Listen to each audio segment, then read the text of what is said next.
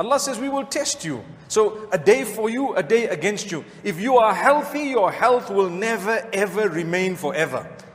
If you are alive, your life won't remain forever in this world. You have to go somewhere else. Similarly, if you're a person who has wealth, you're not going to remain rich forever. You have a job, it's not going to remain forever. Allah says we will have to change the days. You know, regarding warfare, Allah says, وَتِلْكَ الْأَيَّامُ نُدَاوِلُهَا بَيْنَ النَّاسِ. The days, Allah rotates them around for the people. A day you win, a day you lose. A day you gain, a day you lose, and so on. Why? It's a test. When Allah says, I have created you to test you, wallahi, when you mature a little bit and you think about it, it is absolutely true. Allah has created you to test you, because nothing happens according to your liking. It happens according to the liking of Allah. The heart and the mind, don't ever give anyone the control of those two, because they will hurt you. They will hurt you. You give that to Allah and you give it to anyone after that within what Allah has ordained. But we've seen thousands of people get abused and used because they've given their heart and their mind in someone else's hand. That's it. They've given it away. Give it in the hands of Allah, your heart and mind, and whoever else you're going to love. You can love them more than anything, but if Allah has allowed it and it's ordained.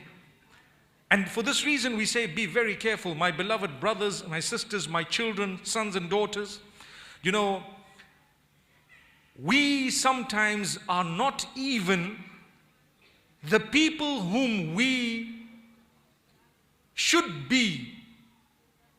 Look at how insignificant we are. Man thinks he's a big deal. Man, you're only going to be here for 60 to 70 years. Then you have to prepare to go back to Allah. Subhanallah, may Allah make it easy for us. Many people leave early. They leave very early. Some people have a bonus. They live beyond 70. That is literally the gift of Allah subhanahu wa ta'ala. He wants you to prepare for the meeting with Him, which is going to be by far the best day ever for a believer. The day that he's going to meet with Allah. That's the best day ever. You said your shahada. Yes. You sought forgiveness of Allah. Yes. You tried to obey Allah. Yes. You tried to stay away from prohibitions. Yes. You sought the forgiveness of Allah constantly. Yes. Then you have every reason to smile, because you were just a human being who was a believer in Allah. He's going to be happy to see you. Man ahabba liqa Allahi ahabba Allahu liqa'ahu. Allahu Akbar. Whoever loves the meeting with Allah, Allah loves to meet that person too. You're looking forward to meeting with Allah. I swear by Allah, Allah is looking forward to meeting with you, according to the hadith of the Prophet ﷺ. The Prophet ﷺ, he said that whoever defends his brother or sister in their absence when they are being insulted, Allah subhanahu wa ta'ala will appoint an angel that would defend their flesh on the day of judgment over the bridge. So over the sirat, there would be an angel that would protect you from the fire touching you in any way whatsoever. But the flip side of that, the Prophet ﷺ said, and whoever disgraces his brother or sister will be suspended over the sirat, suspended over the bridge over hellfire on the day of judgment until they are interrogated for what they have done. SubhanAllah. We shouldn't become so attached to something that is actually very temporary. This is why Allah subhanahu wa ta'ala says, indeed, the life of this world, or this worldly life, is nothing besides play and amusement. And the real life is actually that of the hereafter, if only but they knew. Where was I a year before I was born? Where were you a year before you were born? Has a time not passed before where man was nothing to even be mentioned? No one has mentioned you prior to your birth. They didn't even know you were coming. You didn't know you were coming. Allah knew. When you came onto the earth, Allah says, does man not see that we created him from a single droplet of semen? And now that he's grown a little bit bigger, suddenly he becomes argumentative. Who were you? And who are you? Calm down, calm down. Prepare for the day you're going to go back to Allah. That's the message. Let's not think we're too big because of a little bit of money we've made. Let's not think we're too powerful because a little bit of a position that Allah has given us. Let's not think that we are greater than everybody else simply because Allah has given us something in this world. No. True success is the success of the hereafter. When Allah subhanahu wa ta'ala says, anyone who gets their book in the right hand, they will be the ones who will be the ultimate from those who succeed. May Allah subhanahu wa ta'ala grant us true success. Brothers and sisters, another lesson, nothing is impossible. Nothing is impossible in the name of Allah.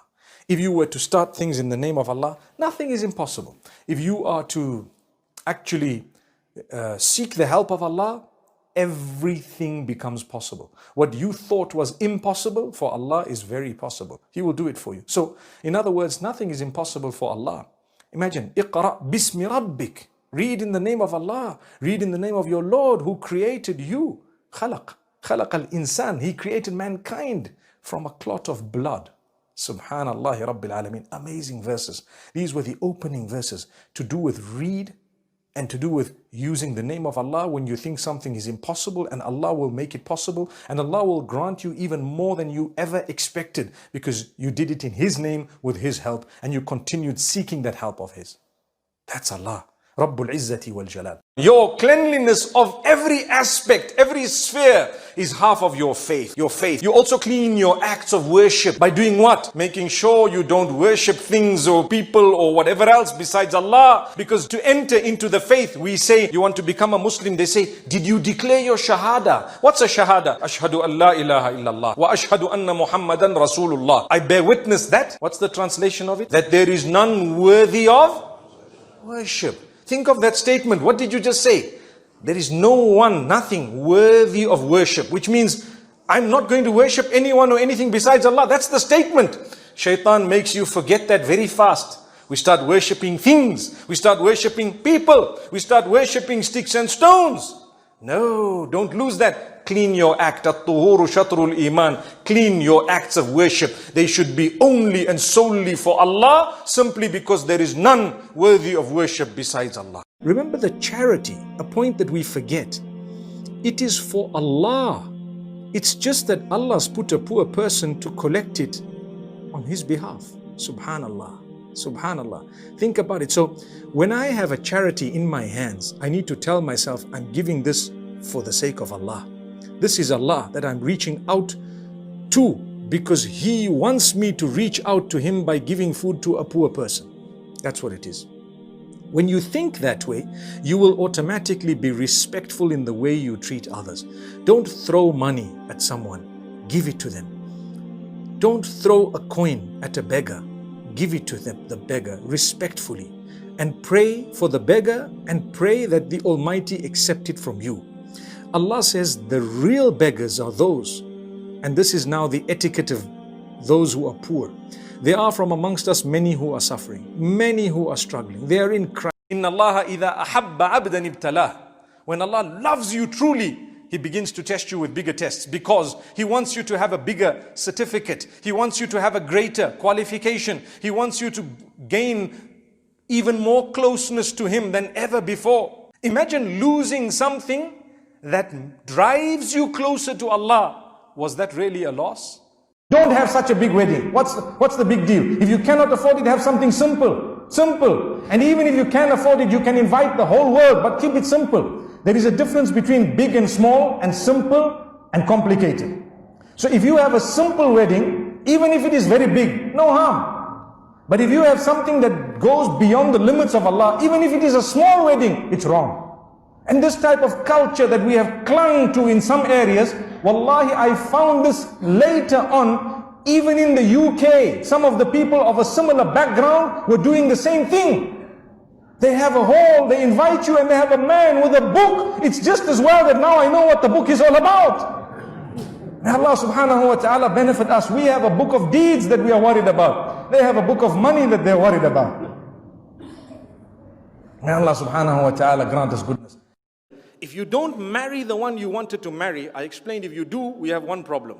If you don't, you're marrying someone else with the intention of marrying someone who's going to serve your mother. A'udhu billah. Show me which hadith, show me which verse of the Quran tells you that one of the reasons of you getting married should be that this person must come in as a servant. Yes, they will help. They will care for you and whatever is dear to you. Yes, they would and they will. But that's not the primary aim of you getting married. If that was the primary aim and intention and you say, Mom, I've brought someone, subhanAllah, to help you. I hope she's got big muscles. She can say, yes, I'm here to help.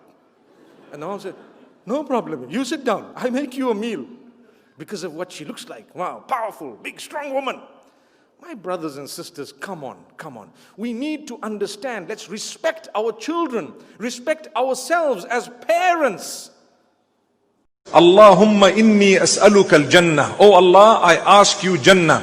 If you repeat that 3 times every day, then Jannah itself good is multiplied, but your bad is not multiplied. Isn't that the mercy of Allah? Isn't it so comforting to know how merciful Allah is? In fact, I can tell you something even more comforting taught to us by the Prophet Muhammad sallallahu alaihi wasallam. He says, when a person intends to do a good deed, they already have a reward by the mere intention.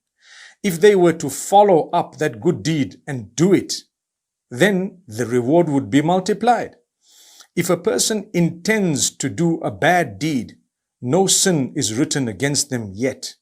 If a person intends to do a bad deed and then decides against it because they've realized it's prohibited and they would earn the wrath of Allah, then it is written as a good deed. They did a good deed. They stayed away from sin that they wanted to commit simply because Allah prohibited it. Amazing. So to intend and to